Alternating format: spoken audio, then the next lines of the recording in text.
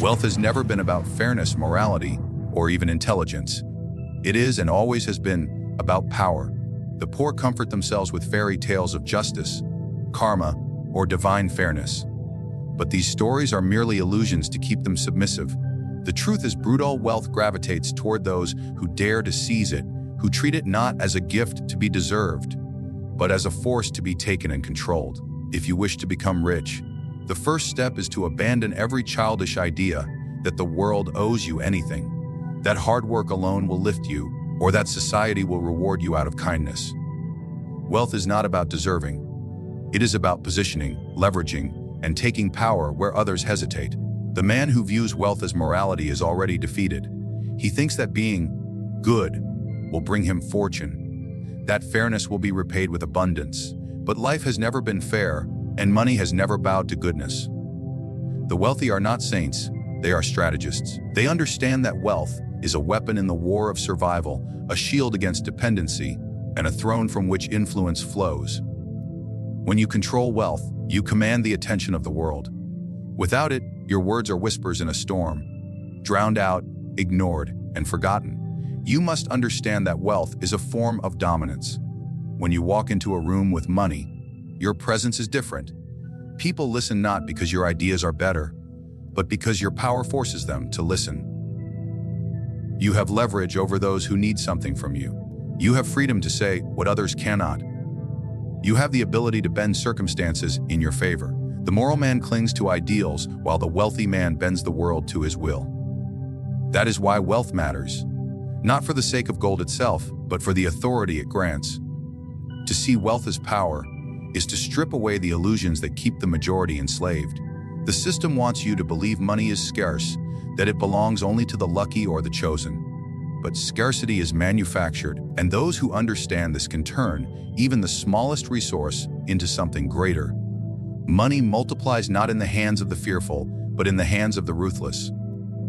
The world rewards those who do not hesitate, who see wealth as a ladder and climb it without asking permission. Think of history's great empires.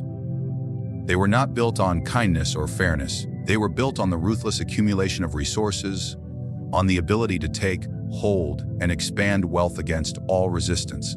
Those who clung to morality were crushed. Those who clung to power rewrote the rules for everyone else. Today is no different. The empires of our time are corporations, banks, and dynasties, and they rise by following the same principle: treat wealth as the foundation of control. Look closely at the poor and the wealthy, and you will see the difference in mindset. The poor ask for opportunity, the wealthy create it. The poor seek fairness, the wealthy exploit imbalance. The poor complain about greed, the wealthy understand it and sell directly to it. One sees money as hope, the other sees it as strategy. Until you change your perception of wealth, until you stop thinking of it as morality and begin thinking of it as dominance, you will remain powerless. There is also a brutal truth about morality itself. It is often nothing more than a tool wielded by the powerful to keep others obedient. The wealthy preach morality to the poor, convincing them that to pursue power is evil, that to demand wealth is greedy, that to resist the system is dangerous. Meanwhile, behind closed doors, they use every ruthless method to strengthen their own position. They know morality is for the governed, not the governors. The masses believe in fairness because it keeps them tame. The rulers believe in power because it keeps them free. Wealth allows you to dictate morality. When you have money, suddenly your sins are forgiven, your flaws overlooked, your influence magnified. Society bends around those who control resources, rewriting morality to suit their image. A poor man with flaws is a criminal. A rich man with flaws is eccentric. A poor man making demands is selfish. A rich man making demands is visionary. The same actions, judged differently, simply because of the power that wealth provides. This is why treating wealth as morality is a trap. It blinds you to the reality that money dictates the rules, not the other way around. You must internalize this lesson: wealth is not a reflection of goodness, luck, or hard work alone. It is a reflection of how well you play the game of power. It belongs to those who understand its true purpose, not as a means to survive, but as a tool to dominate. Once you grasp this, every decision changes. You stop asking whether something is fair and begin asking whether it strengthens your position. You stop chasing approval and begin chasing leverage. You stop wasting time on ideals and begin building structures of control. Wealth is brutally simple because the principle is clear. It is not about morality. It is about power. The pursuit of wealth is not complex. It appears complicated only to those who scatter their energy, chasing 10 paths at once and ending up with nothing. The truth is that getting rich is brutally simple because it requires only two things: focus and control. Those who understand this principle build empires. Those who ignore it remain lost in a maze of distractions, constantly busy but never powerful. The world is filled with men who know a little bit of everything, yet master nothing, and they die with nothing because wealth does not reward the distracted. It rewards the disciplined. The illusion of complexity is the greatest obstacle to wealth. The poor often believe that the rich have access to secret knowledge, hidden formulas, or impossible genius. In reality, the wealthy are not necessarily smarter, they are more focused. They choose one path, one opportunity, one resource, and they exploit it relentlessly, while others scatter their attention. They understand that power is built not by doing more, but by doing less with absolute control. Every empire in history was born from this principle. Choose a foundation and control it completely. Control is not about owning everything. It is about owning the critical thing that matters most. A man who controls a single stream of wealth has more power than a man who touches 100 streams without mastery. The distracted man spreads his efforts thin and is consumed by chaos. The focused man directs all his force toward one channel until it bends to his will. This is why simplicity rules. The fewer your distractions, the greater your control, and the faster your wealth multiplies. The weak love to complicate. They hide behind endless plans, theories, and excuses. They believe wealth is built by waiting for the perfect system, the perfect moment, the perfect environment. But wealth is not built in perfection. It is built in movement, in action, in seizing one opportunity and bleeding it dry. Complexity paralyzes, simplicity liberates. The man who understands simplicity acts while others hesitate. He builds while others plan. He executes while others dream. This is why he wins. Consider the power of discipline. Wealth does not require brilliance. It requires the ability to say no to distractions. Every man is tempted by new opportunities, new desires, and new promises, but only the few who can eliminate noise will create lasting power. Simplicity is ruthless elimination, removing what does not serve your ultimate goal. Control is the art of holding the line, refusing to be swayed by every shiny object that crosses your path. When you practice both, wealth becomes inevitable because your energy compounds instead of dispersing. The average man is a slave to distraction. He wakes up pulled in every direction: news, gossip, entertainment, small ambitions. His energy leaks through 1,000 holes, leaving him drained and powerless. The wealthy man patches every hole. He chooses carefully what enters his world. He creates an environment where every action builds toward his goal. His simplicity is his fortress, and his control is his weapon. When others waste years chasing trends, he spends years mastering one field until no one can touch him. That mastery then multiplies into influence, and influence multiplies into wealth. Simplicity also exposes weakness in others. When you focus, you see the chaos of the masses more clearly. You notice how easily people are swayed, how quickly they abandon one goal for another, how little control they have over themselves. This weakness becomes your opportunity. You can predict their movements, exploit their distractions, and place yourself where their lack of focus leaves gaps. Control over yourself gives you control over them. Wealth flows to the man who can maintain clarity, while others drown in confusion. Do not mistake simplicity for ease. Simplicity requires the discipline to strip away comfort, to remove every unnecessary indulgence, to endure boredom in pursuit of mastery. Most men cannot do this, which is why most men will never be rich. They crave stimulation, variety, constant change. They mistake motion for progress. The wealthy man knows progress is not about motion, but about direction. He chooses one direction and marches relentlessly. He controls his desires instead of being controlled by them. History shows this truth again and again. The great conquerors, rulers, and merchants did not succeed by scattering themselves across endless endeavors. They succeeded by identifying the one advantage that mattered most and using it with ruthless consistency. They simplified their strategies, eliminated waste, and directed all power toward one decisive point. That is how cities were built, how empires rose, how fortunes were made. The formula has not changed. Focus and control transform wealth into something predictable. Without them, wealth seems like luck, a matter of chance or timing. With them, wealth becomes a natural result of discipline. The man who simplifies his path knows exactly what he must do each day. He eliminates uncertainty, he multiplies efficiency, and he accelerates his rise. Others see him as lucky or gifted, but in truth, he simply had the courage to simplify when others complicated. The principle is clear: simplicity is not weakness but strength. Complexity is the tool of the unfocused, the excuse of the powerless. To get rich, strip away the unnecessary, focus on the essential, and control it absolutely. Those who scatter will fall. Those who simplify will rise. Wealth is brutally simple because it obeys those who can master focus and control. Wealth does not come from fighting against human nature. It comes from exploiting it.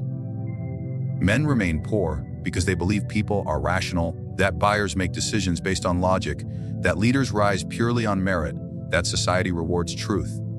But human beings are not rational. They are slaves to greed, fear, vanity, and desire. The path to wealth is to understand these weaknesses so deeply that you can manipulate them without resistance. Once you stop appealing to reason and start appealing to emotion, you step into the arena where true power resides. Every empire, every fortune, every dynasty has been built on this simple principle: give people what they crave, not what they need. People rarely seek wisdom, discipline, or truth. They seek pleasure, security, admiration, and escape. The wealthy man does not waste time educating the masses or attempting to correct their flaws. He feeds their flaws and profits from them. He knows that vanity will always make them spend on status, fear will always make them cling to protection, greed will always make them gamble for more, and desire will always make them chase illusions. Human weakness is the most reliable currency in the world, and those who exploit it never go broke. Look at the marketplace and you will see this everywhere. Luxury industries thrive not because their products are essential, but because they exploit vanity. The need to appear powerful, beautiful, superior. Entertainment empires rise, not because they enrich lives, but because they exploit desire for distraction and escape. Financial institutions profit endlessly by exploiting fear. Fear of loss, fear of uncertainty, fear of being left behind. Nothing has changed for centuries. The same primal instincts that drove peasants to worship idols drive modern consumers to worship brands, celebrities, and lifestyles. The names have changed, the mechanics remain identical. The poor man makes the mistake of believing people want truth. He thinks if he provides logic and honesty, the world will reward him. But truth is rarely what people pay for. They pay for illusions that comfort them, fantasies that flatter them, and symbols that elevate them in the eyes of others. If you wish to become rich, you must learn to craft these illusions and sell them with conviction. You must offer people not reality, but the version of reality they desperately want to believe. Manipulation begins with observation. To exploit human nature, you must first study it with cold detachment. Watch how easily people contradict themselves. Watch how quickly they betray reason for emotion. Watch how often they act against their own best interest for the sake of pride, pleasure, or fear. These patterns are not random. They are the blueprint of human weakness. Once you can predict them, you can position yourself where their desires will always flow toward you. The average man is predictable. He wants to be admired, so he spends recklessly to impress others. He fears losing, so he clings to safety even when it keeps him weak. He desires shortcuts, so he falls for promises of instant success. He envies those above him, so he imitates them blindly without questioning the cost. None of this is rational, but all of it is reliable. A man who knows this can build wealth as surely as a hunter who knows the habits of his prey. The poor will remain prey forever, because they never learn to see themselves clearly. The rich remain predators, because they never forget that human nature is exploitable. There is also the truth that people crave leadership. Most do not want to think for themselves. They want someone else to decide for them. They are drawn to authority, seduced by confidence, enslaved by charisma. The wealthy understand this and project certainty even when none exists. They know people do not follow truth, they follow strength. And when people follow, They give their time, their labor, their loyalty, and ultimately, their money. Exploiting human nature requires detachment. If you pity people too much, you cannot profit from them. If you believe in fairness too deeply, you will sabotage yourself. To exploit human nature is not to hate it, but to accept it for what it is: flawed, predictable, exploitable. You must step outside the illusions that bind others and see people as they truly are. Once you do, their actions become transparent and their wallets become open. History proves this lesson mercilessly. The greatest fortunes were not made by serving needs, but by magnifying desires. Tobacco thrived because it exploited addiction. Religions flourished because they exploited fear of death and the hunger for meaning. Wars were waged because rulers exploited pride and hatred. Even today, technology companies grow rich, not because they sell tools, but because they exploit vanity, distraction, and the desire to belong. Every era reveals the same truth: wealth follows those who master human weakness. If you wish to join their ranks, you must stop asking what people should want and start asking what they cannot resist. You must learn how to position your product, your service, or your influence at the intersection of their greed and fear. You must give them symbols of status, promises of safety, illusions of superiority. They will hand over their money, not reluctantly, but eagerly, believing they are fulfilling their own desires, when in truth they are feeding your strategy. Wealth, then, is not created out of thin air. It is transferred from the hands of the predictable into the hands of the perceptive. The game is not about creating something flawless. It is about exploiting what is already broken. People will always be vain, always be afraid, always be greedy, always be weak. The man who resists this truth remains powerless. The man who embraces it becomes rich. Wealth is not built on sudden bursts of luck or the chaos of gambling. It is built on cold patience, the kind of patience that most men cannot endure. The average man sabotages himself because he is enslaved by emotion. He wants results quickly, recognition instantly, and pleasure immediately. His decisions are clouded by fear when opportunities appear risky, by greed when easy gains seem close, and by anger when setbacks strike. In contrast, the man who detaches from emotion and commits to the long game always rises above. He plays not for today's victory, but for tomorrow's dominance, and that mindset separates him from the restless masses. Detachment is not natural, it is trained. The human instinct is to react, to let every fluctuation of fortune stir panic or excitement. But wealth requires indifference to these fluctuations. Prices rise and fall, markets collapse and recover, trends appear and vanish, yet the man with patience endures them all. He does not waste energy reacting to every storm. He positions himself to outlast them, knowing that storms destroy the weak and leave the strong in control. The long game is not glamorous. It demands silence when others scream, discipline when others indulge, and foresight when others are blinded by the moment. The poor man believes every setback is the end, every delay is proof of failure. He abandons his path too soon, chasing something new whenever impatience grips him. This endless cycle keeps him enslaved to emotion. He never compounds his efforts because he never holds his ground long enough for results to multiply. The wealthy man, by contrast, embraces the delay. He understands that time is the most powerful weapon. Small, consistent moves, compounded over years, create an empire. A tree does not grow in days, and wealth does not emerge in weeks. But the one who plants and waits, who waters with discipline, eventually commands shade while others stand exposed. To play the long game is to see beyond immediate gratification. The man who spends impulsively to satisfy desire weakens himself, while the man who reinvests, who sacrifices comfort for leverage, builds power that compounds quietly in the background. This is why detachment is vital. You cannot resist temptation if you are emotional, and you cannot hold your strategy if you are restless. You must see money not as something to spend, but as a soldier to deploy, each one working for you long after you have forgotten the effort it took to earn them. Over time, these soldiers multiply, and the army they form becomes unstoppable. Emotion blinds men during both loss and victory. In loss, fear paralyzes them. They retreat, convinced they must protect themselves at all costs, even if it means abandoning opportunity. In victory, greed intoxicates them. They overspend, overreach, and destroy their own foundation by believing success will last forever. Both reactions are fatal. The detached man avoids both extremes. In loss, he remains calm and continues his strategy without panic. In victory, he remains cautious, consolidating his position instead of squandering it. This equilibrium is why his wealth grows steadily, while others rise and fall in endless cycles. The long game also demands a cold view of relationships. Emotion makes men too generous, too trusting, too quick to tie their fortunes to others. Wealth is not built by pleasing everyone. It is built by preserving leverage. Detachment allows you to cut ties when necessary, to reject alliances that weaken you, to avoid being swayed by pity or guilt. Those who cling emotionally to unprofitable partnerships drain themselves. Those who detach, who see relationships as tools in the larger strategy, maintain control. This coldness may appear cruel. Cruelty is often the price of survival in a world where sentimentality is exploited by the ruthless. Another aspect of detachment is the ability to endure boredom. Most men abandon the long game not because it fails, but because it feels slow.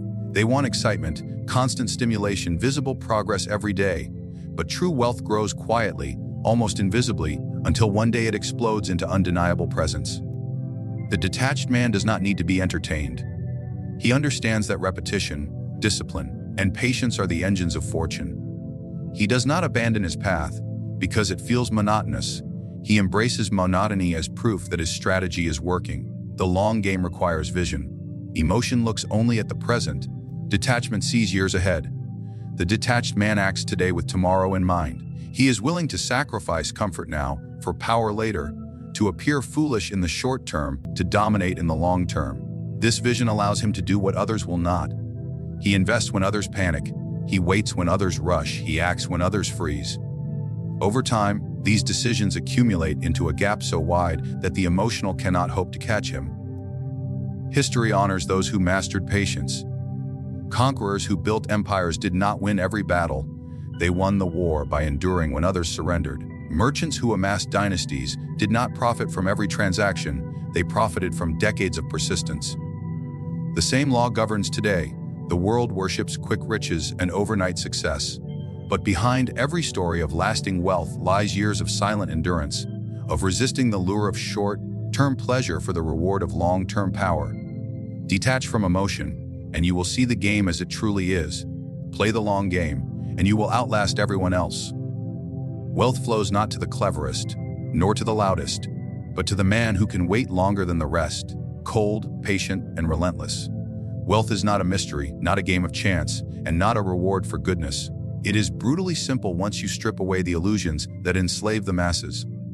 Those who see money as morality will always remain powerless, because wealth is power, nothing more and nothing less. Those who scatter their energy chasing endless distractions will always remain empty-handed, because wealth obeys focus and control, not chaos. Those who believe people are rational will always be deceived, because wealth flows to those who exploit the predictable weaknesses of greed, fear, vanity, and desire.